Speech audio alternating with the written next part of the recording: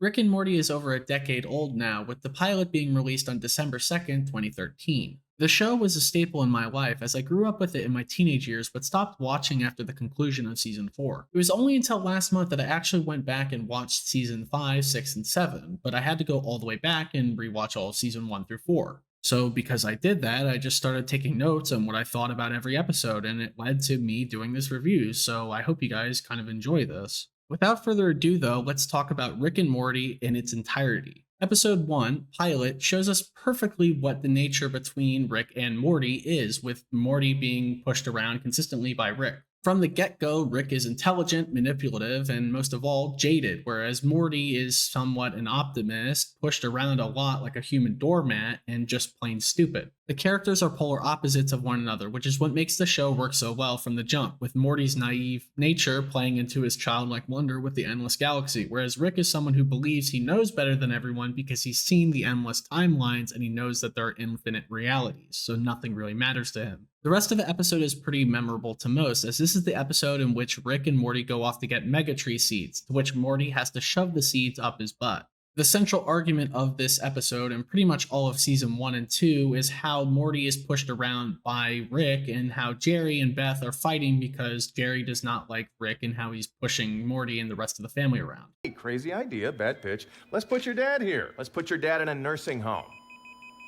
We're losing him. Hey, Tom, we know when we're losing him. We can hear the beeps! Overall, the first episode's an amazing foundation for what Rick and Morty will be for the first 2 seasons. Episode 2, Lawnmower Dog, is pretty much an instant classic for me and why I fell in love with the show. It has the same love for sci-fi and horror that Futurama does, so that's why I really got into the show when I was a teenager. The A story focuses on Rick making a device to make Snuffles, or Snowball depending on which version of Snuffles you're talking about, the family dog, smarter. Whereas the B story focuses on Rick and Morty entering the dreams of Morty's math teacher, Mr. Goldenfold, in order to raise Morty's math grade. Each story incorporates jokes and references from both a sci-fi and a horror movie, mixing the two tones between them. This episode is chock full of witty and edgy humor that sets the tone foundationally for this show. Scary Terry is a great homage and satirization of Freddy Krueger, and you can tell that they're not punching down on any of the franchises that they are referencing.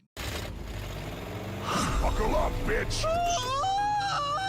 If anything, there's a clear level of love and respect for all the projects they do reference, which is why this is such a good show. Episode 2 is pretty much the reason why I got into the show and why the series works as a whole, so this is a really, really good episode and has high marks from me. Where are my testicles, Summer? Similar to episode 2, episode 3, Anatomy Park, is a satirization of Jurassic Park. It guest stars my favorite Dan Harmon co-collaborator, John Oliver from Last Week Tonight.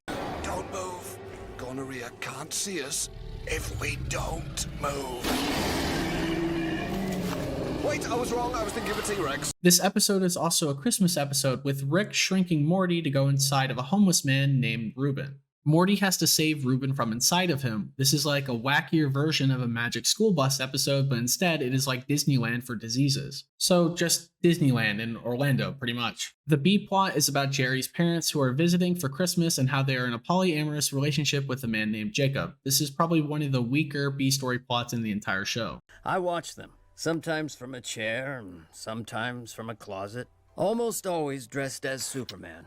It's one of the weaker episodes of the season, but it's still better than episode 7, Raising Gazorpazorp, which we'll get to in a moment. Episode 4, M. Night Shyam Aliens, is a reference to M. Night Shyamalan and the kind of twists that he puts in his movies. Rick and Jerry are stuck in a virtual reality simulation where the aliens are trying to con Rick out of his concentrated dark matter recipe. The two have vastly different experiences with virtual reality, with Jerry completely ignorant to the fact that he's not in real life, and Rick being too hyper-aware of all the twists and fake-outs from the scammers. That dynamic holds the comedy of it all really well, and that's pretty much the substance of this episode. Wow! What the hell? What happened back there? Why don't you ask the smartest people in the universe, Jerry? Oh yeah, you can't. They blew up. Episode 5, Me Seeks and Destroy, is another classic from the show. After Morty is dragged along for another trauma-filled adventure, he pleads with Rick to have him pick the adventure. Before leaving for Morty's adventure, though, Jerry, Summer, and Beth pester Rick about their problems. To which he gives them a Me-Seeks box, which can accomplish any tasks, but he warns them to keep them simple. The irony of that is that Beth and Summer both pick tasks that are pretty much vague, whereas Jerry just asks to get 2 strokes off of his golf game. Jerry is so incompetent, though, that he cannot manage to even swing and hit the ball, and the situation snowballs further and further as more and more Meeseeks are created to solve the problem. After having enough of Jerry's failures, the Meeseeks start fighting one another and killing each other until they turn their frustrations toward Jerry. This episode may seem inconsequential, but it actually shows that the less Rick is around Beth and Jerry, the better that the two do in their marriage. The more that he is involved in Beth's life, the more that she pushes away Jerry. As for Rick and Morty, they go to a fantasy world where they poke fun at fantasy tropes, and Morty essentially almost gets assaulted. Yeah, Mr. Jellybean has some dark demons for sure. This character was written with some ill intentions.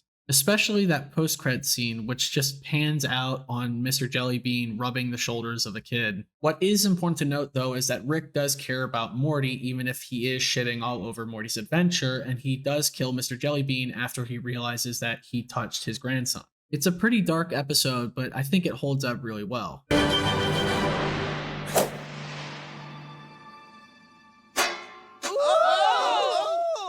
the fuck is going on?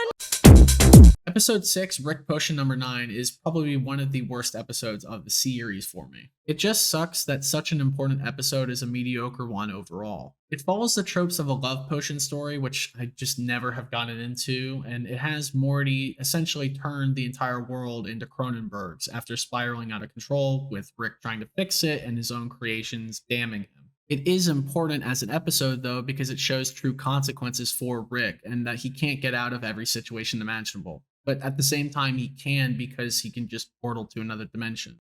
Okay, well, sometimes science is more art than science, Morty. A lot of people don't get that. Regardless, it grounds Rick and shows that he's flawed, which is important for the future of the series. Rick and Morty end up burying themselves in the backyard, putting a metaphorical piece of themselves in the graves, as well as a literal piece of them. Just a different dimension. At least this episode has this joke from Jerry, which I never cease to laugh from. Episode 7, Raising Gazorpazorp, is my least favorite episode of the entire series. It feels like it just hasn't aged well, and I cannot get into it at all. This episode focuses on Morty impregnating a sex robot and then having to raise his hybrid alien child. It tries to talk about Rick's open misogyny while he literally takes a fart over the feminist agenda. The tones of this episode just don't work in my opinion, but watching Jerry and Beth side-eye all of Morty's parenting is pretty funny. We love to dance! Why do we love to dance? Because I said so! Nice. Nice. Episode 8, 60 Minutes, goes back to what works for the series, a solid A and a solid B story that interweave with one another. This was the first introduction to interdimensional cable, which allows for the writing team to flex their muscles, and to their credit, it absolutely works. There's a reason this bit is brought back literally every single season. Think of this as like their version of the Treehouse of Horrors from The Simpsons. It's a great concept, and this episode is chock full of jokes that land. Strawberry nibbles! No! Oh, Jesus Christ! Jesus Christ! It hurts! My entrails are out! Episode 9, Something Wicked This Way Comes, is a summer episode that focuses on her working for quite literally the devil. The devil is voiced by Alfred Molina, and he works in an antique shop that has cursed objects. It's pretty good. I don't care for summer all that much, but I do like the fact that they're taking a kind of religion versus science stance this early in the show. At the same time, the B story focuses on Jerry, who keeps insisting that Pluto's a planet, and then he says it's for the Plutonians who think that he's a Earth scientist. The elites of Pluto like this message because every single time it's said, it gives them a reason to continue fracking for plutonium, which continues to shrink the size of Pluto. For season 1, it's a middle-of-the-road kind of episode, but overall it goes towards the bottom. So, how much did we make? This is my business. Security! You're Zuckerberging me? I was Zuckerberging people before Zuckerberg's balls dropped. Episode 10, Close Rick Counters of the Rick Kind, is a canon episode that sets forth the story or narrative for the actual canon plot of the show. It introduces us to Evil Morty and the Citadel of Ricks, as well as a bunch of other stuff that we'll see further in the show. Our mainline Rick is arrested and sent to the Citadel of Ricks to stand trial from the Council of Ricks. They think that C-137 Rick and Morty are responsible for the other dead Rick and Mortys, but at this point we actually don't know that C-137 Rick and Morty are from two different dimensions. We also get a canon reason as to why every Rick has a Morty, which is because of the brainwaves that Rick creates. It makes him a target for all of the universe, whereas Morty creates brainwaves that mask Rick's scent. The two of them go to investigate and find the actual people responsible for this, but they're both captured. It's here where C-137 Morty leads an army of Mortys to save his Rick. It's then revealed that evil Rick was actually being controlled by evil Morty, who has now gone in with all the other Mortys towards the Citadel. He's the true antagonist, or supposed antagonist, of the show. It feels a little lackadaisical compared to the other canon episodes in retrospect, but the impact it had at the time was important. I wouldn't do this. It's barbaric overkill. I mean, you could accomplish the same result with like 5 Mortys and a jumper cable. Which I also wouldn't do. Season 1 ends with episode 11, Rixie Business. There's a reason that there's 11 episodes in this season, because the first episode, aka the pilot, wasn't actually supposed to be with the other 10. It is a bridge episode between season 1 and season 2, which feels more like a two-part story rather than a singular entity. The B story is not something that intrigues me, but it focuses on Jerry and Beth going to a reenactment of the Titanic. The irony of the situation is that the ship does not sink, but aboard, Jerry befriends a janitor named Lucy. He's a deranged fan of the Titanic, just like Jerry, and she forces him to reenact all of the scenes from the movie. Yes, all of them. Been dreaming about this for 16 years. Well, not like this. Not with you. You're gonna draw me. This B story kind of falls between the cracks and doesn't exactly fit with the A story, but that's kind of the point because it's trying to separate the Smiths between each other, as it allows for the A story to be set up, which introduces many of the returning characters of the series, such as Squanchy, Gearhead, and Bird Person. These characters all return and shape the story in so many respects in the canon episodes coming forward. It also introduces a character that I like called Aberdolf Linkler, but yeah, obviously it's a weird character. This is another episode where Morty is just pushed around the entire runtime until Rick is forced to learn some kind of lesson, a lesson that he kind of quickly forgets and goes back to torturing Morty. As Beth and Jerry return from the Titanic reenactment, Rick pauses time and he cleans the house up with Morty and Summer. Season 1 in most regards was a success, as it did garner an audience, which is what it was trying to do. There's kind of simplistic ideas that they were doing with this season that weren't too overtly complex or niche for their audience. There are like 5 or 6 really good episodes, but then the other episodes have a really steep drop off. Most shows don't even find their footing until season 2 or season 3 in some cases, so as long as a show bats around 50% quality wise, that's pretty good grounds for hope. So without further ado, let's keep on moving and go on to season 2. Season 2 opens up with probably one of my favorite episodes of the series called A Wrinkle in Time. A Wrinkle in Time is a masterclass of an episode that is directed by animator legend Wes Archer, who was one of the first 3 animators for The Simpsons. He was actually directly responsible for directing the first Treehouse of Horror, which is now the flagship for The Simpsons series. With that background, it's pretty obvious why this episode and its framing or direction was so solid. Rick decides to unfreeze time, but because Morty and Summer are arguing, reality splits into 2 parallel realities that are shown simultaneously. The visuals of this episode make it stand out, as you can hear and feel the discombobulation, and they're surrounded by a black void that has literal Schrodinger's cat. This episode is really well thought out, but I don't really care for the B story, except for this one joke from Jerry, which is just perfect. We have to tell the cops you were driving. What? This is rum raisin. If anything, the A story works so well that I'm just inclined to think that they should have scrapped the B story entirely. We have cameos from both Keegan-Michael Key and Jordan Peele as testicle time cops that are essentially trying to stop Rick for what he's been doing with time. Realities are mended after Rick finally shows that he actually cares for Morty, and I just really enjoy the fact that he goes from a religious zealot into an atheist in just mere seconds. Please, God, if there's a help, please be merciful to me. Yes, I did it! There is no God in your face! A Wrinkle in Time starts the season off amazing.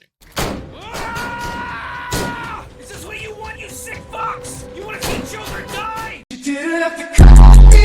Episode 13, Morty Night Run, is an otherwise decent episode, but I don't really enjoy it. The amazing visuals and the song Goodbye Moonmen by Jermaine Clement just kind of carries this episode, as well as the Roy joke from Blips and Chits, which I pretty much enjoyed. It is important though, because this is the episode where Jerry gets mixed up at Jerry and Marie, which is essentially a daycare for Jerrys that have been left by Rick and Morty. The jokes are great, but the plot isn't for me, so I can take it or leave it. Episode 14, Autoerotic Assimilation, is an episode where Rick reunites with an old lover named Unity. Unity is a hive mind, and she plans to assimilate the whole universe, or that is until at least she reunites with Rick. This episode shows how destructive Rick is and how his nature as a drug and alcoholic destroys people around him. On Earth, Beth and Jerry argue like they pretty much always do in season 1 and 2 about a secret underground lair that Rick has in the garage. This episode goes by in a flash, which just shows to me that it's not really that solid or memorable, but I think it's okay. You dirty knife nipple bastards! What'd you say to me, you target chest piece of shit? Race war!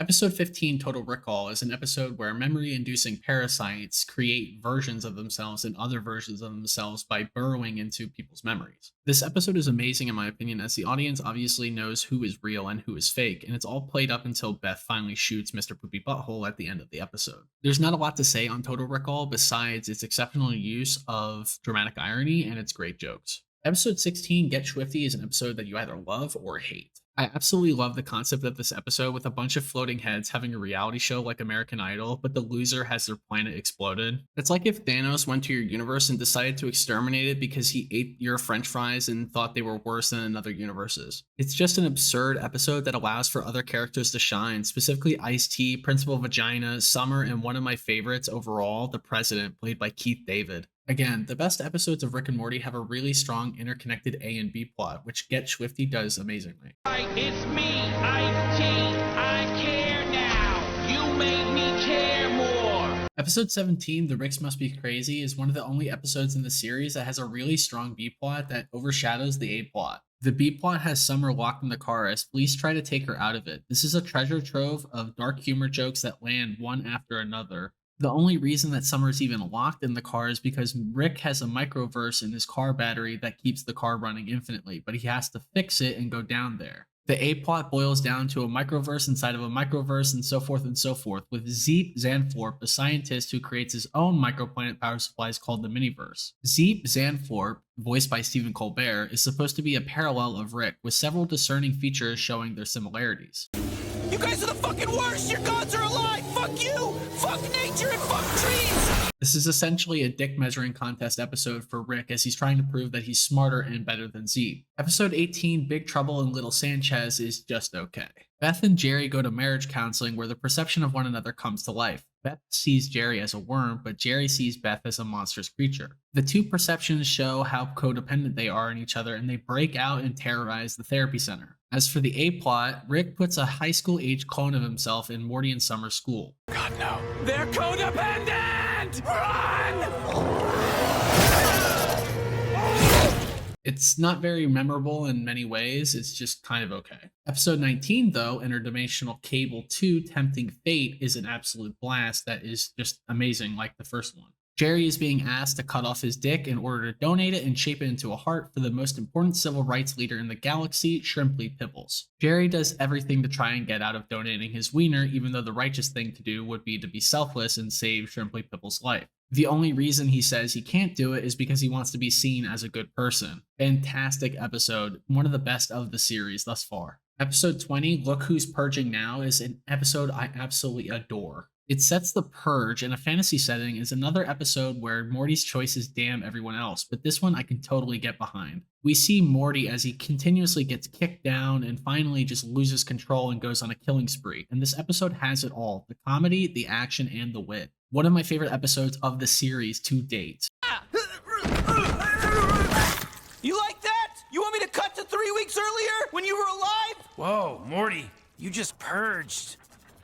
Episode 21, The Wedding Squanchers, is the season finale of season 2 and shows the death of Bird Person after the wedding between Bird Person and Tammy. It also shows the imprisonment of Rick by the Galactic Federation, and it's overall just a great episode. Season 2 did a lot with what it had, and I think it is a better season than season 1.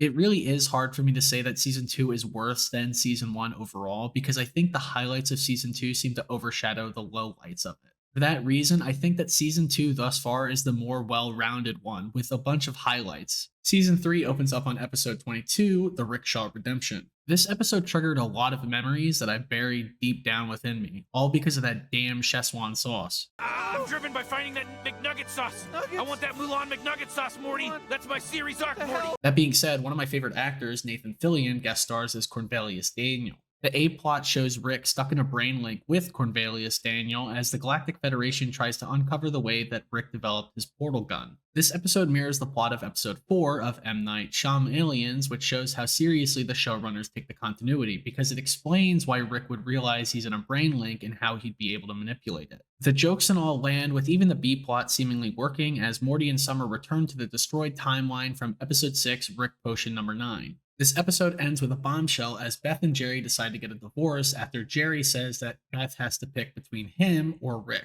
When Beth tells Rick that Jerry's going to spend some time divorced, this prompts one of the best monologues from Rick in the show. It truly shows how vindictive he is, having gotten revenge for Jerry trying to cross him in the season 2 finale. They even make a joke that heavily is inspired by the 6 seasons and a movie joke that Dan Harmon made for his other creation, Community, which was a live-action sitcom that I actually adored. Overall, this is a great episode, and you can clearly tell that there's a lot of inspiration or jokes from Dan Harmon himself in this episode. Episode 23, Rick Mancing the Stone, is set in a Mad Max world where Morty and Summer essentially try to get over Beth and Jerry's divorce. Rick takes them to this Mad Max style world because he's trying to get a rare isotope called Isotope 322. Summer becomes a warrior that falls in love with a fighter that wears a bucket over his head named Hemorrhage. Morty, on the other hand, has a serum inserted into his arm by Rick, which includes the memories and personality of said body parts. This arm, named Armathy, helps Morty fight in the Thunderdome and take his frustrations out from the divorce. The concept with the arm I love. I still don't love Summer, but she's becoming a better character overall. If anything, I love the mechanical Morty and his existential crisis more than Summer, but this is an awesome episode. Mother, I love you. Those are no longer just words. I want to hold you. I want to run in a stream. I want to taste ice cream, but not just put it in my mouth and let it slide down my throat, but really eat it. What the fuck? Episode 24, Pickle Rick. I turned myself into a pickle, Morty! Boom! Big reveal. I'm a pickle. What more do you want tacked onto this? I turned myself into a pickle and 9/11 was an inside job? Was it? Who cares, Morty? Global acts of terrorism happen every day. Need I say more about this episode? For continuity's sake, Rick makes himself into a pickle version of himself to get out of family therapy. He then proceeds to do it Die Hard in the office. Whoever decided this concept was either completely sane or completely unhinged, and there's no in between. If you think the concept is crazy enough by itself, the fact that that concept won Best Outstanding Animated Program for the Emmys in 2018 is enough to make me feel insane. As much as Pickle Rick has been memed to death, this is a great episode and a must watch. Episode 25, The Vindicators 3, The Return of World Ender, is definitely a must watch as well, because they satirize the superhero genre in cape shit movies. Thus far, season 3 has yet to miss on an episode, and Vindicators 3 is no exception. Morty cashes in his adventure punch card, which states that every 10th adventure he gets to pick what they do.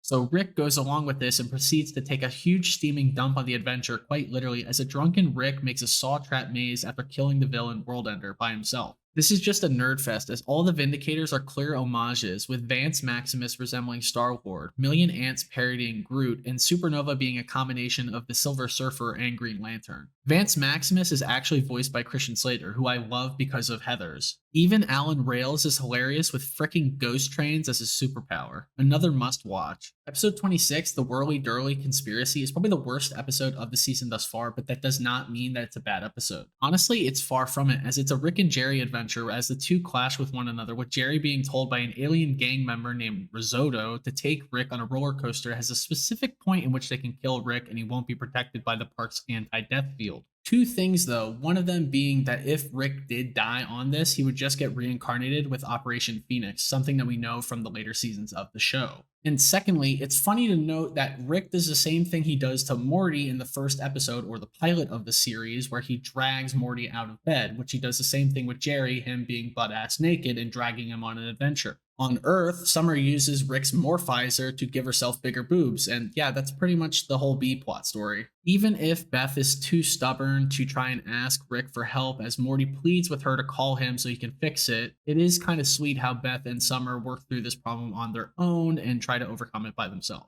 In addition, it's pretty funny that Morty sits Ethan down with the morphizer and a nice little s'more that he's probably going to shove up Ethan's ass and burn him from the inside out. The A story actually shows how Jerry and Rick work together to defeat Risotto, kind of mending that gap between them. Rick actually invites Jerry in for a minute, but Jerry declines, stating that he doesn't want the family to see this state of him as it would make them feel sorry for him. This is one of the best Rick and Jerry episodes to date, and I think it's just a pretty good episode even though it is the worst of these four thus far. Episode 27, Rest and Rick-laxation, is based on the premise of Rick and Morty getting rid of their toxicity through a detox. This happens as a result of the best cold open of Rick and Morty to date, with Rick saying that the adventure will only take 20 minutes, but ends after 6 days and with them screaming and crying. They go to a spa and both remove the toxic versions of themselves, with Morty becoming a very big improved version of himself as he's confident and gets so popular that Jessica even finally starts to notice him.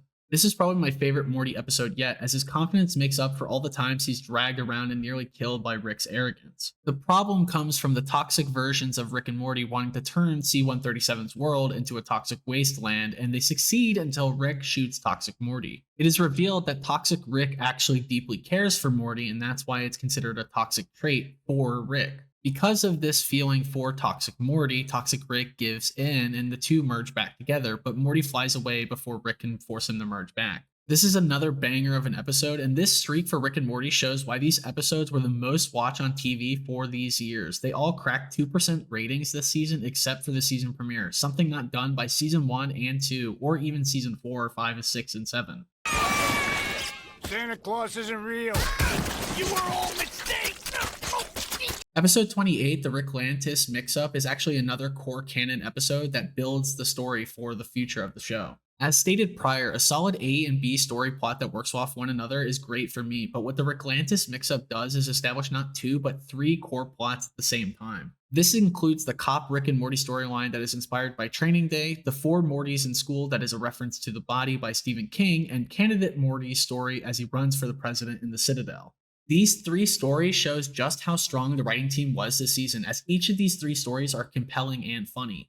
We see what happens to a jaded Morty, while also seeing how evil Morty ascends to power in the Citadel by uniting the Mortys under one banner. This episode is one of the best of the season, but also one of the best all time for the show. It's 1000% worth the time to watch it. Episode 29, Morty's Mind Blowers, is this version of Interdimensional Cable for this season, as they do a bunch of vignettes through forgotten memories that were taken from Rick's Forgotten Memory Machine. This episode is all about showing ideas Dan Harmon and Justin Roiland thought would service the show, but not in a full episode's capacity, similar to Interdimensional Cable. It's honestly a great episode. Not a lot of episodes can get better than these vignette-style ones, as they're predominantly focused on the comedy. Episode 30, The ABCs of Beth, is certainly a weird one that does a lot of weird stuff in it. Rick shows Beth that her imaginary world as a child was actually created by Rick, and she was actually inside this imaginary land. Groupie Land is a vehicle for a Beth and Rick episode as they try to resolve problems from Beth's childhood. All the while, Beth slowly realizes she is more and more like her father than she's willing to admit. This dilemma comes to a crossroads when Beth asks Rick if she can make a clone version of herself to stay with the kids at home while the actual Beth goes off to space to do whatever. The B story focuses on Jerry, who's dating Kiara, an alien who's hunting other aliens as a bounty hunter. Morty and Summer tell Jerry to break up with her amicably, but instead he pins it on his own kids, saying that they're racist. And the fact that Summer is just talking down to her dad like this is really funny to me. Kiara proceeds to hunt Jerry, Morty, and Summer, and that is the base of that story until Jerry finally admits that it was him who wanted to end the relationship. The irony of that situation is that Kiara was only doing all that hunting to try and find her previous ex. The post-credit scene is classic Rick though, and I'll just let you hear it right now. Again, one of the weaker episodes of the season, but it's still great. Episode 31, The Rick-Churian Mandate, is an episode where Rick and Morty start ghosting the President of the United States, and it's pretty fucking funny. I love all the episodes in which the president shows up, so having an episode where Rick and the president have a dick measuring contest is hilarious enough for me. The only noteworthy canon piece of info is that Beth starts suspecting that she's in fact a clone, an offer that Rick made her in the earlier episode just previously. This is a good episode for the humor of it, but it doesn't have a lot of canon parts of it, so it's just going to be kind of a middle episode for the season. At the midway point, honestly, Rick and Morty had a serious uptick in quality from season 1 and 2. Season 3 is just complete hit after hit after hit. I don't think that there's a single bad episode in this season. Honestly, I wouldn't be surprised that season 3 was the barometer that showed Adult Swim that they should give such a large contract and lengthy contract to Rick and Morty to keep it on air, because right now they're going until there's 12 seasons aired, and I'm sure it'll go for longer than that. Let's just see if they can continue this trend for season 4. Episode 32, Edge of Tomorrow, Rick Die Repeat, is essentially what you get when you have a Groundhog Day or Edge of Tomorrow, like the namesake, kind of episode in Rick and Morty. So if you don't like Groundhog Day stories where people die and reincarnate on that same day, then this episode is probably not for you, but by God, is it funny. This ability to reincarnate due to Operation Phoenix, Rick's clone program, has him reincarnating across infinite timelines. More often than not, though, he ends up reincarnated in timelines that are, well, just see for yourself, honestly. Bist du faschistisch? Nope. Even though you know this bit is going for far too long, it's still really fucking funny, and I just find it one of the best bits that they've done. It's kind of low-hanging fruit, but honestly, I just really like it. Morty's honestly unhinged this episode, using a death crystal to try and maneuver through life so that he can end up dying with Jessica by his side, and honestly, because of it, season 4 starts out on a great note. Episode 33, The Old Man in His Seat, is another episode where Rick is just dick measuring contest or just ego tripping over someone else, and it's just kind of okay. The A-plot focuses on Rick trying to protect his toilet on a lush planet that's all by itself, only for him to realize that an inhabitant of the planet named Tony is using it. I never realized when I saw this episode initially that Tony is actually voiced by Jeffrey Wright, but because I had seen The Batman sort of recently, I recognized his voice almost instantaneously. The B-plot focuses on Jerry and Morty trying to fix Jerry's mistake of developing a matchmaking app with an alien app developer named Gluty. Gluty is played by Taika Waititi, and his dry sarcasm and humor that he uses in Thor Ragnarok is used here, which is pretty fucking good. It's a good episode, even if the concept is a little bland, but it still goes strong. Episode 34, One Crew Over the Cuckoo's Morty, is just not my kind of thing. It is a heist movie satire, and it leans heavy into the tropes of those movies, which I was never really a fan of, so this episode falls flat for me. The whole bit is that Morty's writing a heist movie script so he could try to sell it to Netflix, to which Rick realizes that if he does sell it, then he'll never go adventuring with him. With that, he tries to steal Morty's inspiration and desire to sell his heist movie script so that he'll continue adventuring with him. If you can't get into that concept, this episode is not for you. It's probably the worst episode since season 2. Episode 35, Claw and Hoarder Special Victims Morty, is just a very, very sexual and weird episode. This is an episode focused on Morty's wish for a pet dragon, to which Rick reluctantly fulfills. The dragon, Balthamar, doesn't like spending time with Morty and just wants to spend his days lazing away. This is another situation and Rick shuts down Morty's idea for being stupid, only to enjoy it more than Morty. Balthamar and Rick get high together and eventually soul bond, to which Morty's enraged when he finds out about this. It's a clear breach of the wizard's contract that Morty cites at the beginning of the episode. This is where things get really weird, as the wizard sees the breach of contract and then labels the dragon a slut dragon before whipping it and just slut shaming. Rick, Summer, and Morty free Balthamar and go to free the other slut dragons, most notably Shadowjacker, which props to whoever wrote that. Damn it. Jeff Loveness, who is actually responsible for writing Ant-Man Quantumania, is the person who wrote this episode. After they kill the wizard, the soul bond is broken, and the disgusted Rick and Morty severs ties with the dragon. As for the B story, Jerry befriends a talking cat who's voiced by 80s and 90s pop culture phenom Matthew Broderick. The talking cat takes advantage of Jerry and forces him to get first-class tickets to Florida where they don't ask questions, until the cat takes a shit in the sand and blames it on Jerry. Jerry is left behind as the cat goes on the yacht before he starts asking too many questions and is kicked off the boat, and then reunites with Jerry. The A and B plot meet at the end of the episode, with Rick picking up Jerry and the talking cat, only to use the vision goggles to see why the cat can talk. Rick, of all people, is disgusted by what he saw, and he tries to stop Jerry from seeing it because he's so fucking torn up from what he saw. He fails to stop him, and Jerry starts to vomit profusely as Rick and Jerry banish the cat into the desert. Rick erases Jerry's memory, sparing him from it, but does not do it for himself. It's a weird yet strangely entertaining episode, going towards the bottom overall, I think, though.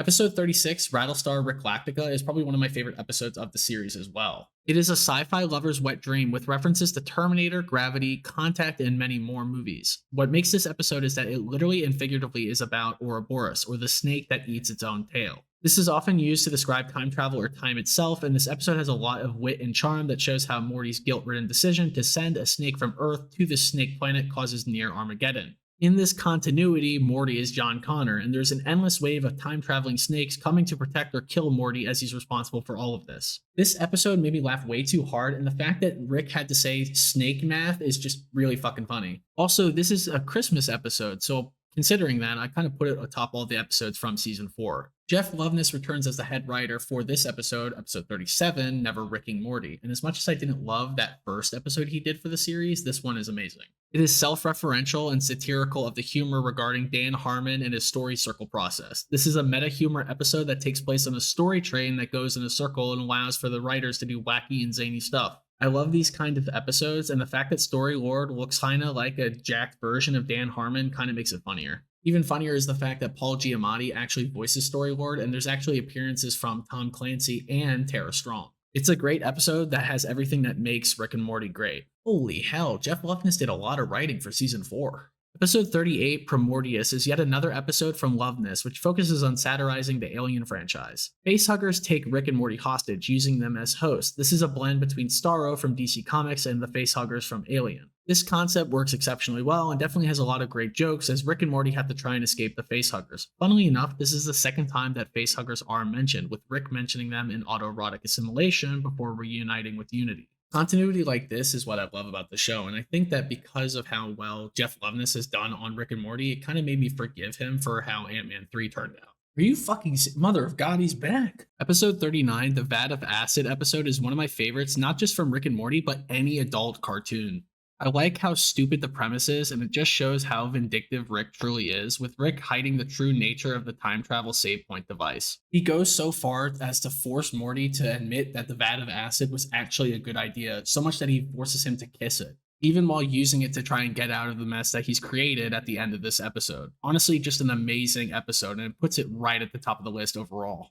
Jeff Loveness actually finally got a second to rest in this season, with episode 40, Children of Mort, being written by a former South Park staff member named James Siciliano. But actually, this wasn't his first piece of work that he did for the show, as he actually was the one who wrote and made Rattlestar Ricklactica, which was one of my favorite episodes of this season and all time. So honestly, James Siciliano and Jeff Loveness are saving Rick and Morty. If there's any indication that Rattlestar Ricklactica wasn't a fluke, Children of Mort 100% follows through with that. Children of Mort starts with a family about to go on a camping trip before Rick gets notified that he's going to be a father from his ex, Gaia, who's an entire planet. Instead of going camping, they head off to Gaia and split into 3 separate stories to help cultivate civilization on Gaia.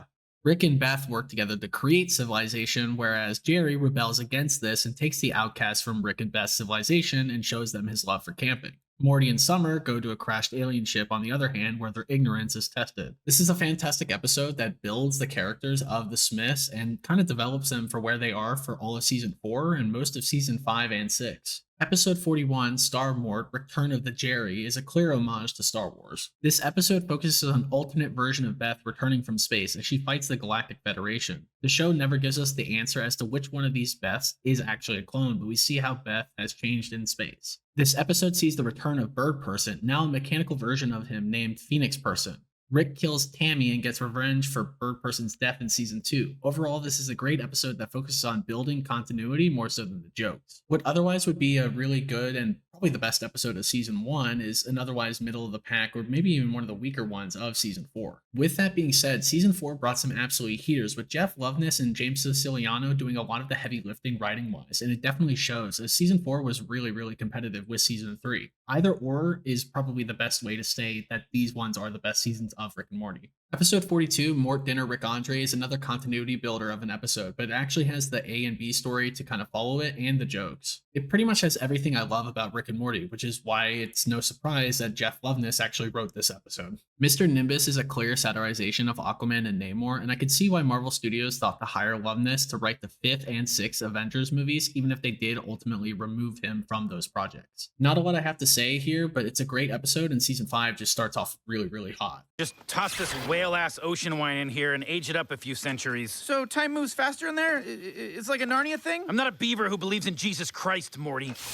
But yeah, it's pretty much a Narnia thing. Episode 43, Mortiplicity, is an episode where the alternate timelines kill one another, thinking that the clones that they made are coming to kill them. But it's just an endless cycle of the clones thinking they're going to kill them, so they go kill the other people, and etc. etc. The story centers around the families realizing that they might be dummy families, and it progresses further and further. It's a great episode and just continues the hot streak. I found a can of varnish. This is a ticket to the world beyond the river. Who wants that? I crave glorious death in decoy battle. Also, you know, depending on the varnish, might look like blackface. Excuse me for wanting to live. Episode 44, A Rick Convenient Mort, is another episode where I thought it was pretty good when I watched it, but on rewatch, I didn't love it as much. Planetina and Morty's relationship was something I adored, even as she was a psychopath. Planetina is a clear satirization of Captain Planet, which is done hilariously as Rick and Morty try to do what The Boys does with superheroes. They talk about how corporate greed and capitalism would corrupt those with environmentalist policies and agendas, only for Morty to kill the ones holding Planetina back. After doing so, they're free to be together, but Morty slowly starts to realize the ends that Planetina is willing to go to in order to save the planet. Amazing episode still, towards the top of the list, honestly. This episode is the one that broke the camel's back. Honestly, I think this is the worst episode of Rick and Morty, besides Racing to Zorpazor. Episode 45, Rick Dependence Spray, is a complete satire of the film Independence Day, and I cannot express how much I hate this episode. Whoever thought the concept of sperm becoming sentient and trying to fertilize an egg between siblings is doomed to roast in hell. You hear that, Nick Rutherford? That was sick. That was disgusting. You should not have done that. Terrible fucking episode. Put it at the bottom of the list. After that dumpster fire, I was surprised that episode 46 would bounce back that hard. A Morty Can Graffiti is pretty solid and probably one of my favorite ones of the season. Honestly, it might be one of my favorite ones of the series, but it's not going to be the best episodes of the series. It's just something that I adored. Yeah, and I'll explain why. Because this has a satirization of probably my favorite horror film franchise of all time, Hellraiser. So satirizing the Cenobites is just gonna, get me weak in the knees. I'm certainly biased, but this episode is hilarious to me as Rick uses Jerry's dry and boring conversation skills to please the demons from hell. Even the B plot is pretty funny, with the sentient car returning as Summer and Morty take her out for a joyride and they bash mailbox aliens and sea change formers. While I really adore this episode, for the sake of where I'm ranking it, I'm not going to put it towards the top. It's probably a middle of the pack episode, but I do in fact really enjoy this episode. It hurts, but in a bad way. Episode 47, Rick and Morty's Thanksploitation Spectacular, is another one written by James Siciliano, and this is definitely something I could see coming from South Park. Rick turns himself into a turkey every Thanksgiving so that he can get a presidential pardon as a turkey. This exonerates him for all the crimes and discrepancies with the American government. As weird as the concept is, it's pretty funny, and overall it's kind of middle of the pack, but it's a pretty funny episode. Just the content isn't very, moving. Choose. Fight me or stop that weapon from turning all of America's turkeys into a new master race. You dumb dipshit, there's 3 of us and 2 of us are spacemen. Obviously, they're gonna save America and bring that monument home, and I'm gonna kick your ass. Episode 48, Gotron Jerry Sis Rick Vangelion, is probably an episode that I should enjoy, but yeah, I can't because it's just kind of a continuity builder from, Rick Dependence Spray. Long story short, Summer bonds with her incest baby as the family fights in a Voltron-style mech. Honestly, bottom of the list right next to Rick Dependence Spray. Episode 49, Returnal Friendshine of the Spotless Mort, is another continuity builder that brings back Bird Person. It might seem like something that they've kind of rehashed as they've done 3 of these kind of going into people's psyches, but I do like this episode. A memory version of Rick and C-137 Rick eventually succeed in saving Bird Person, but Bird Person considers him a bad friend and leaves to go find his daughter, Bird Daughter. Good episode, continuity builder, bit of a bore sometimes, just kind of okay. Episode 50, Forgetting Sarek Mortshaw, is an episode which is kind of, I don't know, it's alright. It starts with Morty threatening to quit, which Rick takes him up on and he enlists the help of 2 crows to be his new adventure partner. This episode has references to the Dark Crystal, with there being alien crows that are super intelligent and have bird tech. I'm a big fan of the episode, even if I don't care for the Morty and Nick side plot. Seriously, is there anything not on theme here?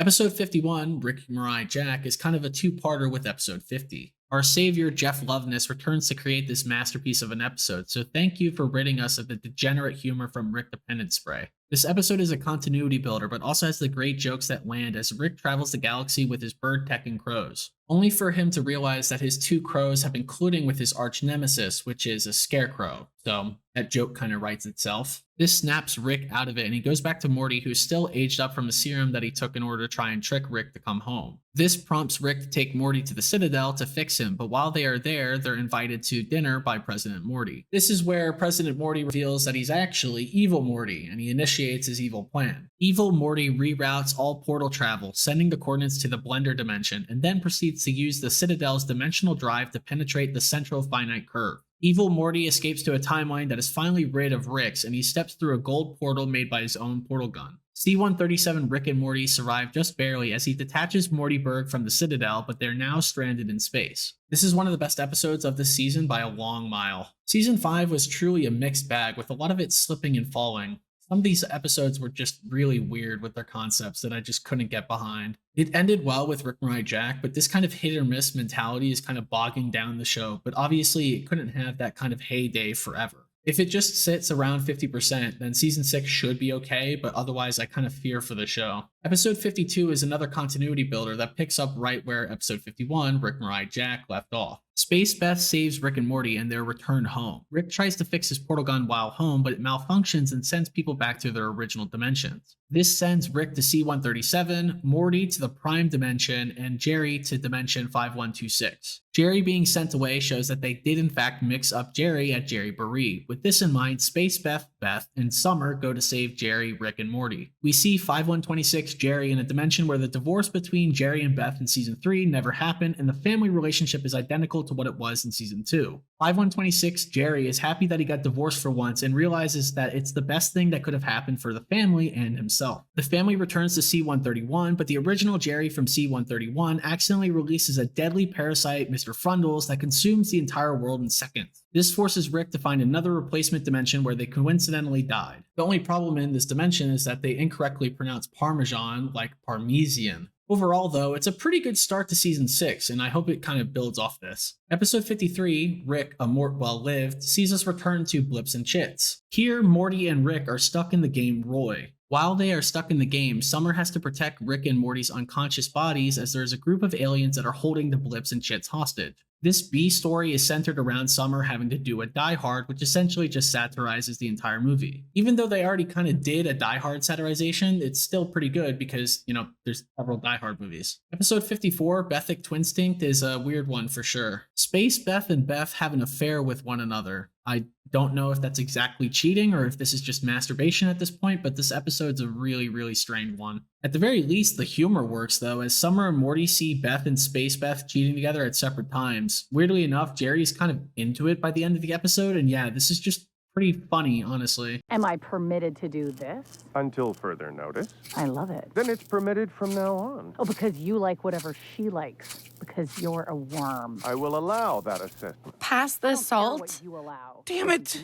Episode 55, Night Family, is a cool mix between sci-fi and horror that Rick and Morty often does. Rick is using a device to force his subconscious into doing stuff at night while he sleeps. A minor transgression forces the Night Family's hand, though, who is led by Summer of all people, to take matters into their own hands. The roles then become swapped, with the Night Family getting to do what they want and the regular Smiths having to do all the chores. Pretty solid episode, but overall it's kind of lost in translation. Episode 56, Final Dismissation, is a pretty funny one as it uses fortune cookies that actually predict the future to kind of move the story along. It's also a Jerry and Rick episode that works surprisingly well, so there's not really a lot to say about them just trying to use fortune cookies to read the future. It's just a good episode. Episode 57, Jurassic Mort, is another redemption episode for Nick Rutherford, who gave us Rick Dependence Spray, so I was hoping it wasn't going to be terrible, but it's kind of okay, actually. A group of dinosaurs come back to Earth as hyper-intelligent beings, and they design the world into a utopia. The president gets Rick to investigate the dinosaurs, and upon the realization that the dinosaurs are hunted down by sentient meteors, the dinosaurs flee to Mars. Rick, in a sense of pettiness, goes to Mars and helps the dinosaurs deal with the killer meteor, to which the dinosaurs close up the rift in the central finite curve to pay him back. This causes Rick to yell and scream about how they could have milked that concept for a whole season or at least a 3-episode arc, which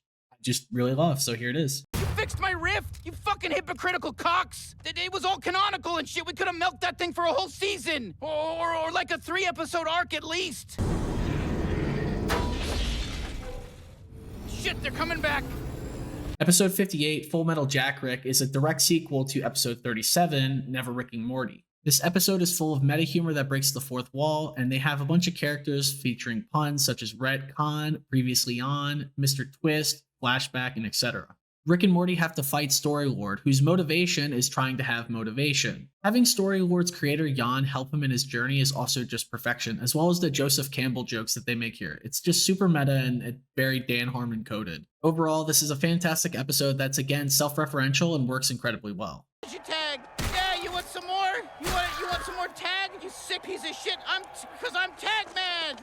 I can't believe I'm saying this, but episode 59, Analyze Piss, is probably one of my favorite episodes of the series. Rick goes to therapy and is told to stop giving all these villains the time of day, and that interacting with them is why they keep bothering him. He finally takes some advice from the therapist and ignores the villain Pissmaster, who says lewd things to Summer. That prompts Jerry to fight with Pissmaster that puts him on the radar of an intergalactic council of heroes that give Jerry a sticky orb of power. I'm sorry, did I read that correctly? What did they give it? Oh, okay, yeah. Rick gives Jerry an exosuit that helps him harness the power similar to Iron Man's suit, and he goes off to fight crime. Rick is relieved that he's not giving anyone the time of day, but then is bored, so he goes to Pissmaster's house to console him, only to realize that Pissmaster unalived himself. That episode should end there, but Pissmaster's daughter comes to do a welfare check, and an otherwise unchanged Rick would just let it end here. But Rick gives in to her empathy and assures that Pissmaster is okay, pretending to be her dad. This prompts Rick to give Pissmaster a redemption arc, which ultimately sacrifices himself in a heroic act.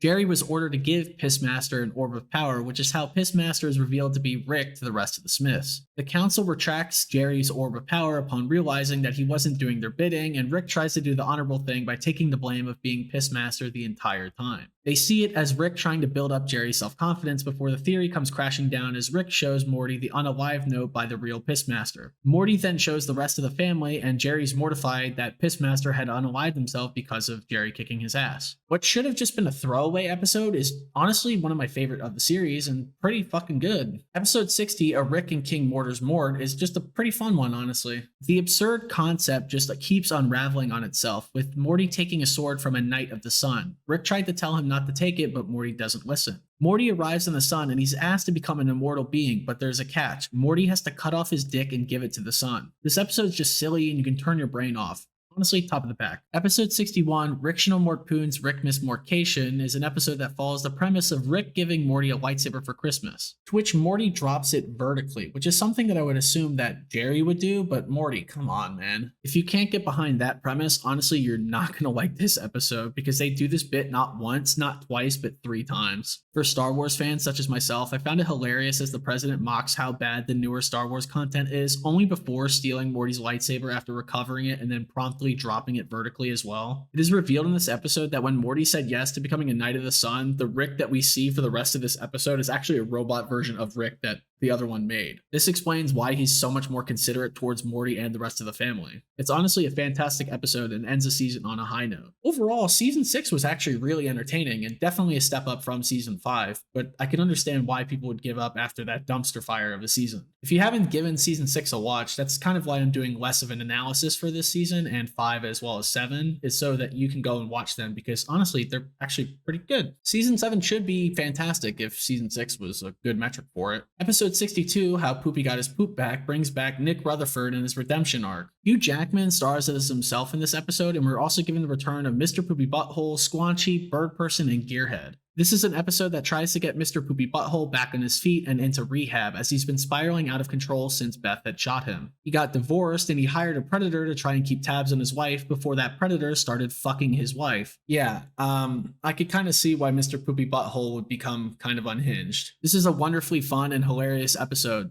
Top of the list. It appears Bird Daughter has broken into another Federation compound. I must go. Wayne, this counts as attending your actual birthday. Rick, it was canonical to see you. Episode 63, The Jarek Trap, is another one from James Siciliano. You could definitely feel his presence with this one, and it's a pretty solid episode. Jerry and Rick argue about how their intelligence or lack thereof has impacted their lives, to which Rick decides to do a Freaky Friday on them. Unfortunately, the machine fails, and the Mind Swapper melds parts of each other's brains in one another, so they're half Jerry and half Rick. This follows them on their adventure as a buddy cop movie archetype, and it's yet another Jerry and Rick episode. Episode 64, Air Force Wong, sees the return of Unity as she takes over the entire state of Virginia into her hive mind. She does this to check in with Rick, as he's been ghosting her after she's gotten wind that Rick is trying to hunt down Prime Rick. This is a wonderful episode that has the president being as unhinged as he usually is, and also has Rick trending towards an upward trajectory with his therapy. Season 7's kind of been banger after banger already. I pretty much think that season 5 was the only road bump here. And that continues with episode 65, That's a Morty, which is hilarious. Rick reveals to Morty that his Spaghetti Night spaghetti is actually the insides of people from a planet where their intestines make the best spaghetti after they unalive themselves. This is another of the Morty screw-up episodes, with him trying to make right by the people of the planet, only for the realization of their bodies being tasty spaghetti becoming an industrial problem. This episode kind of raises questions about how ethical it is to keep livestock in cages and all that kind of stuff.